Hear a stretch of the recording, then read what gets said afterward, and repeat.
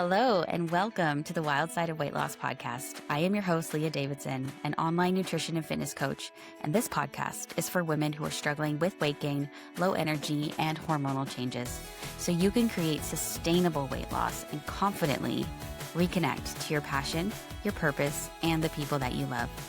Each week, I'll be sharing my own stories and lessons and tools from my own journey to help you reach your goals faster and remind you that you are not in this alone. I'm so grateful that you're here, and welcome to the Wild Side. Let's dive into today's episode. I am so excited to introduce my first speaker on the podcast. Adam Petropolis is the founder and head coach of Copper State Fit, an online nutrition and fitness coaching company. He's run out of Arizona since 2016. Coach Adam specializes in working with parents and professionals in their 40s and beyond who train hard but are feeling stuck. Rather than generic fitness advice, Copper State Fit runs clients through a structured 4-phase system: stabilize, optimize, retrain, sustain, built on real coaching frameworks, data, and accountability. Adam holds a bachelor's degree in exercise and wellness from Arizona State University. He has been coaching for over 25 years and has personally worked with over 2,000 clients. He's built a full client education system, custom programming, and a business built entirely around results, not gimmicks. Adam lives in Arizona, of course, with his wife, Renee, his partner of 20 years, and their 2 kids, Austin and Stella. Thanks for coming on the podcast, Adam. Oh, man, it's my pleasure. I mean, when you sent the invite, you know what I said. F yeah. Yes. Yeah, it's going to be a good episode today. Coach Adam has been my coach for just about a year and a half now. When I came to Adam, I was his typical client. Like I just read, running my nutrition and fitness business. I am a mom, I am a wife, and I was just so overwhelmed. And I was like, I can't do this. How do people do this with everything that's going on in life? How do we find time to take care of ourselves?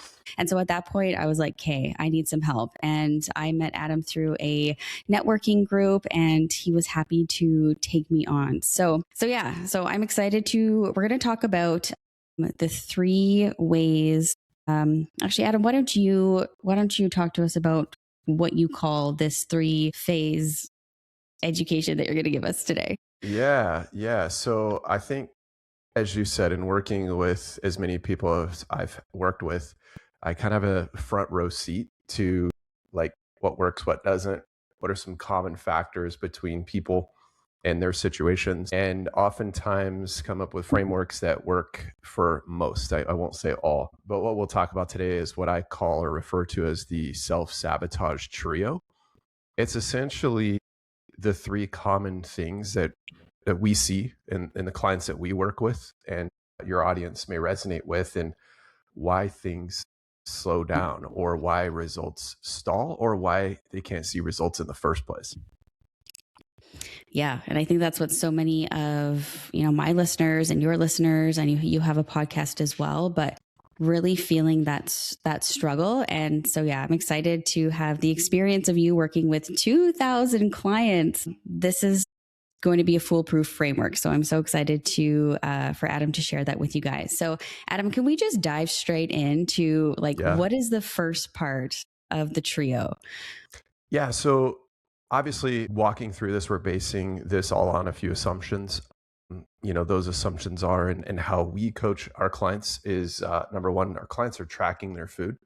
That's giving them a very, very distinct level of awareness, right? I think that's the first most important thing, is to know and understand what you're eating, be able to see, like week 1 for us is, or week 0, I should say, is like track without any goals, just see what you're eating like, so they can get, where are my calories, how much protein am I getting or not getting, fiber, carbs, all that stuff, right? Then we build a plan for them around their life. And the second thing, again, another assumption here, what we have our clients do is also, because of what I call portion distortion, right? Everyone's got this assumption of what portions are, but as you've seen, plate sizes have grown, restaurant serving sizes have gotten bigger, our waistlines have also followed suit. And so we have what I call portion distortion. So we do have our clients use the food scale as well. So all that, keeping in the back of your mind, the first thing that we see when clients aren't seeing the results that they're expecting, I'm eating quote unquote clean. I love when I hear that, right? Or I'm or eating organic, or, it's like all the buzzwords and whatnot, but it's what we call BLTs, bites, licks, taste, right? And you probably know this, Leah, as a mom yourself, you're making your kids lunches, and while you're packing up those chips or cookies or whatever, you take one for yourself, right? And, making dinner for the family at night, and doing a lot of the taste testing as you're making whatever you're making for the family. And it's just, walking by the kitchen and mindlessly grabbing something that you just don't realize. And, as I like to say, calories matter, right? And calories count. So we have to count every calorie. And like those are those calories that slip through the cracks that go unaccounted for. And so we can easily be in a calorie deficit enough to lose body fat, but completely eliminate or wipe that out by just a few bites, licks, taste, BLTs throughout the day. And then we're frustrated because we're like, I'm following a plan, but I'm not seeing results. And so that's the first one, the BLTs. Mm-hmm. It's so simple, but so profound. I remember when you first taught me that, I was like, oh my gosh, that is it. That's literally the culprit. And being someone who works from home, and you might resonate with this too. And I coach women who work from home. Like we walk through our kitchen like a million times a day. Mm-hmm. And so when we have those lulls, or for me, I'm procrastinating at something. So it's like, oh, let's go find the snack cupboard. Yeah, so profound and so simple and so easy to remember. Like you just, once you hear it, you can't unhear it. Like you're going through the cupboard and you're like, oh yeah, watch those BLTs. You don't need them. Yeah. Yeah. I mean, Or I've you're going to got track them. a personal story, like you said, working from home, and Renee would buy these chocolate coated coffee beans, right? And little espresso beans. And they'd be sitting right by our coffee maker in the kitchen. And, I'd have a break between calls with clients, and I walk in there and grab two, and walk in again, grab two more and two more. And it's like one day, of course, catching myself in the act, I'm like, all right, I'm going to see how many of these I actually eat. And it was like over 200 calories worth of just these chocolate covered coffee beans that, could easily go untracked. But yeah. Yeah. Yeah. Yeah. Grandma's candy dish, or there's always Yep. something sitting out on the counter. And yeah, like little tiny coffee beans. We don't think about it. We're like, oh, it's just a little bit. And then all of a sudden you're 200 calories over than what you're eating in a day. And those all add up. And yeah, like you said, sit on our waistline. Absolutely. Yeah. Okay. So first one, BLTs of the Sabotage trio. What is number two? Yeah. So number two, again, going off the assumption that we have our clients not just tracking their food, but weighing their food so they can have the accurate, portion control, et cetera. It's easy to get lazy with that. So really that's number two, is getting lazy with using the food scale. We get a little overconfident, like, we're a few months in, we've seen results, we're fitting in a new clothes, we're like got more energy, like, man, I'm moving, I'm grooving, I'm feeling great. You're like, yeah, oh, I'm in a hurry, I'm in a rush, so I'm just not going to weigh this, this meal. So you miss one meal, one turns into two, and before you know it, you're like, I've got it. I'm eyeballing portions. I've been doing it long enough, and before you know it, it's easy to slide back. And again, it doesn't seem like much. It seems harmless, right, on the surface, but again, when we are tracking food and we are counting calories, as I've said in a few, promotions on social media, that like, ultimately calories count, like I said, and we've got to count those calories, and 10 calories here and there, it's like one meal could be off by 100. And then if we do that for 4 meals a day or 5 meals a day, again, we're closing that calorie deficit. It's smaller and smaller and smaller, and the results slow down. And we're like, what's going on? Like, I'm eating the same meals, Adam, I haven't changed anything. And that's usually what happens. Like, for me, when I'm watching clients and I'm checking in with them, we have what we call kind of our high comply, low result client, which is an anomaly. It's like low comply, low results. That's obvious, right? Or high comply, high results. That's obvious as well. But when you see the anomaly of like they're hitting all their numbers, their calories, their, fruits, veggies, protein, it's like everything on paper checks the box, but something's not right, And usually when we dig a little deeper, pull the curtain back, we're like, oh, it looks like I didn't use the food. Oh yeah, I kind of stopped doing that a few weeks ago. We're like, aha, there it is. So just really getting back to that very, very basic thing, using the tool, using the food scale to make sure that our portions are accurate. If you're going to go to the length of tracking your food, might as well go one extra step of also using that food scale as well. Yeah, thank you for saying that. That's exactly what I was thinking. Like, we're going through the effort of going on this journey of tracking our food, of hiring a coach, or even just doing it ourselves. Like, it takes a couple extra seconds just to put the food on the scale and just double check, and you can get to your results faster.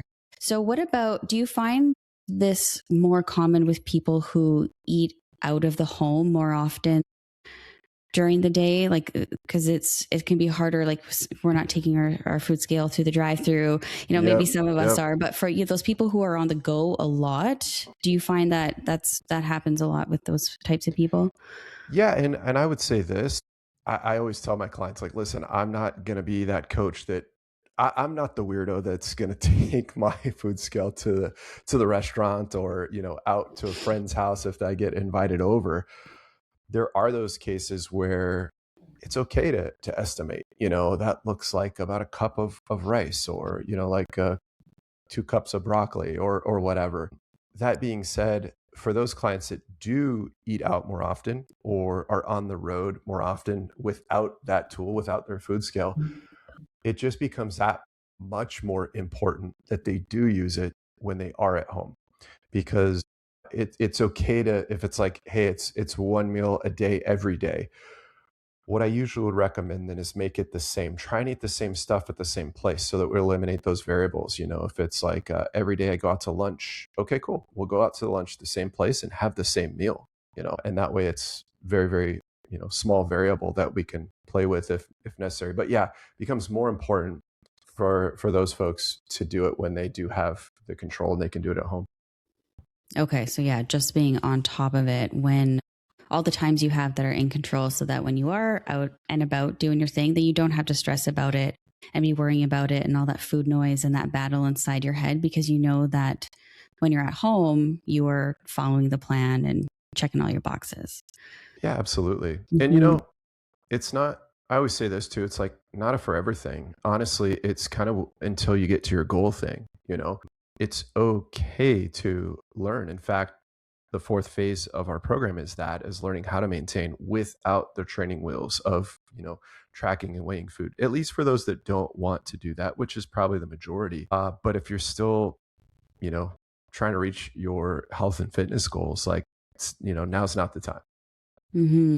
And I think that's a really great point that you did share, because I think that can be a misconception when it comes to tracking your food, that you have to do it forever. As soon as you stop, then you're going to lose progress and go backwards. And so it can feel like this daunting thing, or maybe even this intimidating thing for people who haven't done it before, or are like us and have busy lives, and that it's just one more thing to do. But there is that light at the end of the tunnel, and if you have guidance and a coach, someone who can walk you through it, okay, this is how we're going to learn how to do it without tracking, so you can have that peace of mind and not go backwards with Yeah. your goals. So Yeah. And not to like spend too much time on this one point, but like, you know, I've had clients who struggle with it in the beginning. It's kind of like there's a lot of resistance to it, of like, and not only do we have our clients weigh, but like we require that they do it in grams, not ounces, but like it's precise. And I always say is it's precision, not perfection. But I had clients who, once it clicks and they get it, they're like, oh my gosh, like I'm now in full control. Like literally, I something that was struggle with my whole life, weight or food and portions and all those things, like I literally now am in control. So they have that like epiphany in the beginning, but it also comes with that fear towards the end of like, this was the thing or one of the things that helped me get here, and I'm afraid to let it go because I don't want to lose everything. So it's important on both sides to, coach through both of those. Yeah, so important. And I love that you do that in the program. It's one of the things that really attracted me to what you have to offer. And I think and I guess kind of the last point on this one here is that when you start out, it can be intimidating and there can be resistance. But after time, at least it was for me and my case, and I see it with my clients as well, is that it just becomes something that you do that you don't think twice about. It's like brushing your teeth and getting dressed and, tidying up your kitchen. It's just something that you do, and you start to build this practice around it where it starts to flow and you get good at it. Like it's a new skill. We weren't taught how to do this. And so it can take longer at the beginning and of course be frustrating, but once you learn how to do it, it's a lot simpler. Yeah, 100%. Yeah. Okay, well, I think we're all dying to know what number 3 is. Yeah, so number 3 would be kind of just a slow and steady, unconscious erosion of physical activity, right? I think we're all, when we start on that health journey, like super excited, we're like, I'm going to work out 5 days a week and I'm going to get 10,000 steps a day. And it's like all of these things. And that does last for a good while. But then over time, life happens. It's, right now it's summertime, right? And people are taking trips and going on vacations and the kids are out of school and, we're doing things during the day to occupy them so they're not being annoying, right? Whatever it might be. And so instead of going on that daily walk, right, we're like, oh, I'm missing the walk now, right? And, or it's, I'm not getting the same workouts that I was before, right? It's, I'm going 2 days a week instead of 3 or whatever it might be. But it is kind of this unconscious, and it is seasonal too, right? Like it's going to impact you in different ways throughout the year.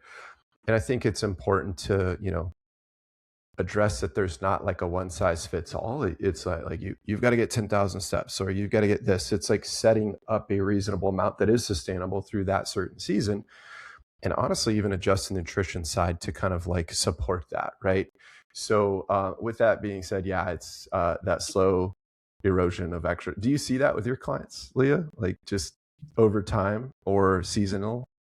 Oh, for sure. Well, especially out here in Alberta, Canada, where our winters are long and cold and dark. And so yeah, even for myself, like now I can get up early in the morning and get steps in before the day even starts. Whereas in the wintertime, it's -40 and it gets dark at 4 o'clock. And so, yeah, a lot of people struggle with the wintertime here. And then, like you said, seasons of, oh, I have this going on. I have this going on, whether it's with family, whether it's with business, whether it's, it seems to be one of the first things that will push to the side. Mm-hmm. Yeah. And I always say too, like nutrition doesn't necessarily take extra time. You're eating anyways, right? And so it's either a choice of eating healthy in the right portions or not eating healthy and not in the right portions. Whereas exercise is like, we do have to find the time, right? It does add extra time, or we have to kind of have some trade-offs of where we're doing something else and we have to now fit the exercise in. So it can be a challenge. Funny you mentioned the seasonality, like obviously up where you are, and we were just talking before we started the recording of like, yeah, I'm in Arizona just outside of Phoenix and it's 112 degrees yesterday. That's 44 degrees Celsius. It's like, man, even at 6, 7 o'clock in the morning, it's already like 90 degrees out, and going for a walk, you come back sweating. So yeah, I notice even myself, like during the summer, my step counts start to drop down, and during the winter time when it's beautiful here in Arizona, I notice that they will increase. Yeah.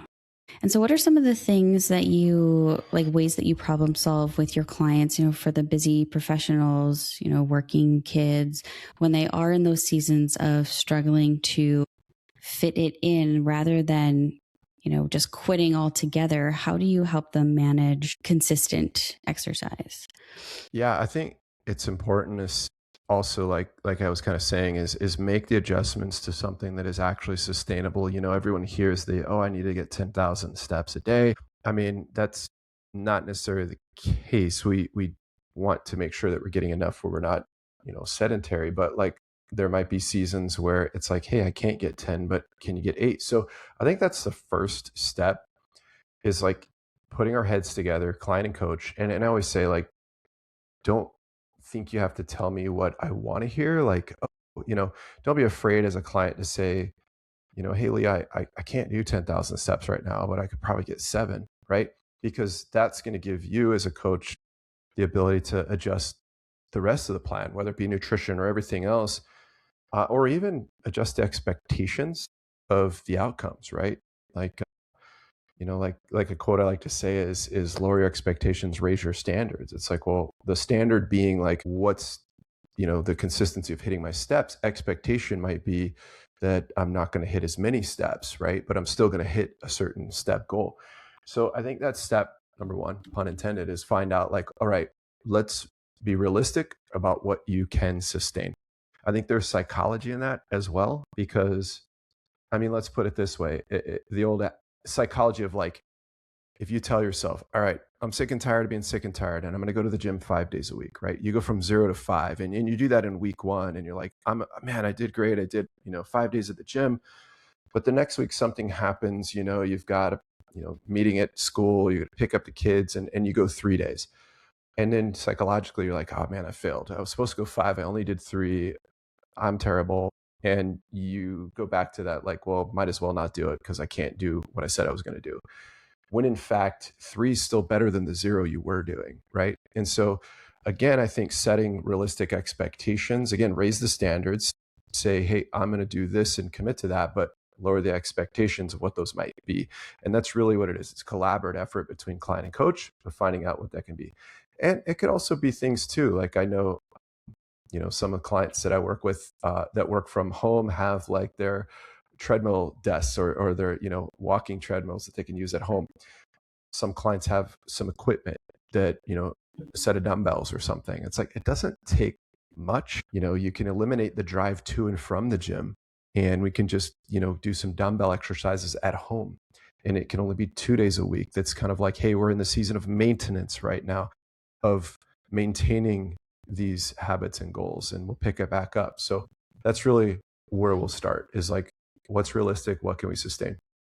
Mm-hmm. Yeah. Picking something that, okay, think about your busiest time. Like, what can you sustain? What makes sense for you in your busiest time? And then when things slow down, if you have more time and you want to do more, great, have at her. But you're still checking those boxes during that busy time, doing, what you said as your standard. And yeah, even for me, when I started with you, you put me on a 3-day-a-week workout program. They're about 45 minutes long. And I was like, okay, like I can do that. And it took away that overwhelm, that self-doubt, beating myself up, being like, okay, like I can do this. And so that's how you build that momentum. I like to talk about momentum over motivation, is like when you're doing the things, that's when you build that momentum to keep going. And then you don't lose it and don't have to rely on leaning on motivation in those times. Yeah. I like what you said too about what can you do in your worst times? Like, let's think worst case scenario, not best case. Usually it's like the opposite. We're like, man, how many days a week can you go to the gym? And they're like, I could do 5 days a week, right? And it's like when you're motivated, right? But like, I like what you said about like, let's think worst case, your worst week, your busiest week. What can you get? And let's actually set that as the standard, right? And go from there. I like that. Yeah. And how many days out of the month do you think are your best case scenario days? Like when you go back and look, like there's not 3 out of 30, 90% right? Are like.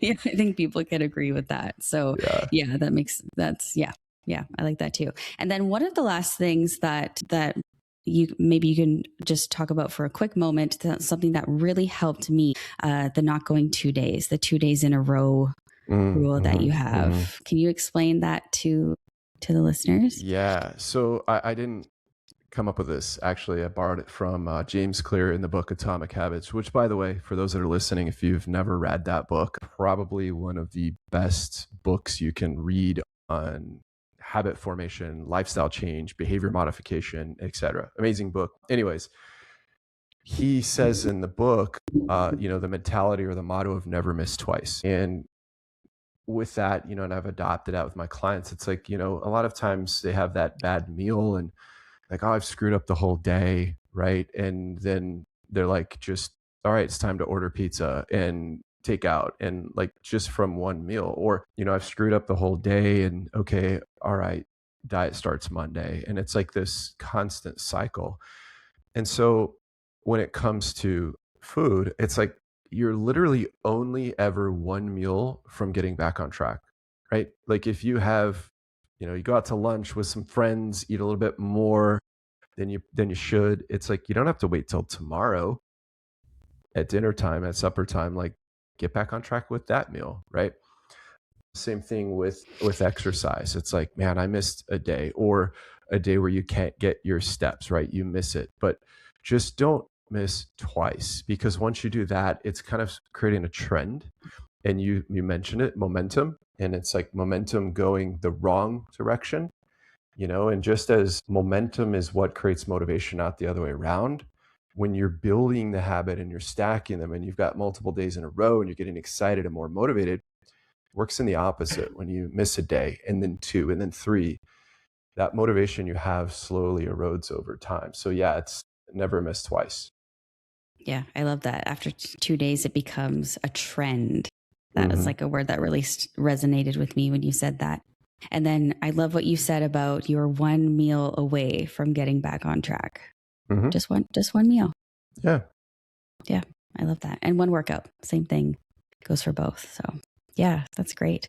Awesome. Well, thank you so much for sharing. So just to recap, we have the trio, which number one is the BLT. So be mindful of your bites, licks, and tastes. The second one is, sorry, Adam, I drew a blank. Getting lazy with the food scale, right? Yes. Yep.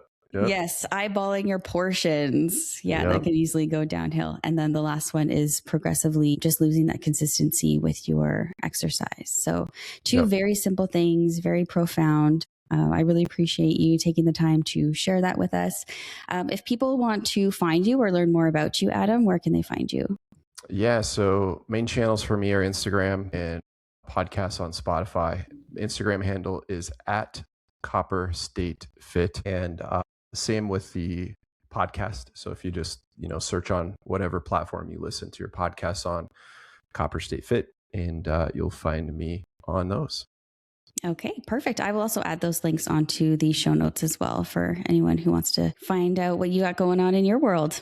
So, awesome. Yeah. It's been fun. I'm excited for you. Listen to your first few episodes, Leah, and excited for your podcast and a lot of good stuff here. Yeah. Thank you so much, Adam. I really appreciate that. Well, thanks again for chatting with us, and you have an awesome day, and you listeners as well. Have a great day. We'll see you in the next episode.